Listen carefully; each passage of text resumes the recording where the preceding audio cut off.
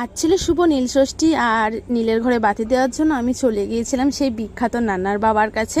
তো এখানে রয়েছেন পঞ্চানন্দ ঠাকুর, আর সেখানে আমি এসেছিলাম আজকে বাতি দিতে। তো বেশি আমার বাড়ি থেকে বেশি দূরত্ব নয়, তাহলেও অনেক মোটামুটি আধা ঘন্টার মতো লাগবে যেতে। তো আমরা গিয়ে পৌঁছে গিয়েছিলাম সেখানে। ধর্মীয় স্থান বলে আমি বেশি কিছু ভিডিও বানাইনি, তো এখানে সামথিং কিছু একটু ভিডিও বানিয়েছিলাম। সেখানে আমি, সোনাই, ওর বাবা তিনজনে গিয়েছিলাম।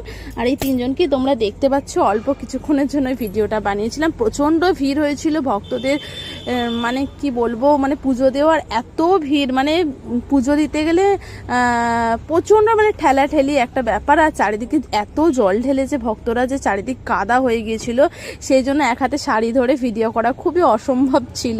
যতটুকু পেরেছি তোমাদের সঙ্গে শেয়ার করলাম। আর মেলা থেকে কী কী কিনলাম সেটা দেখার জন্য নেক্সট পার্ট